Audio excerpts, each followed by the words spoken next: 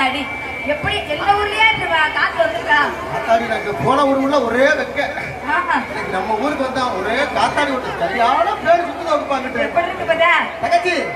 சரியான கல்வி சிறந்த ஊரு. கண்டிப்பா கண்டிப்பா. கடமை கண்ணியம் கட்டுப்பாடான ஊரு. குடும்ப கட்டுப்பாடு பையன. நம்மள பேசக்கூடாது தங்கச்சி. நம்ம எத்தனை நாடு நேரம் போயிருக்கோம். ஆனா இந்த மாதிரி ஒரு தாய் பழங்களை ஏன்னா வருஷத்துல ஒரு தான் இன்னைக்கு ஆலயத்துக்கு முன்னாடி உட்காந்து கராட்டை பார்க்க வந்திருக்காங்க. கண்டிப்பா. அதனால மத்த கராட்டங்கள் மாதிரி இந்த அசிங்கமான ஆட்டம் அசிங்கம்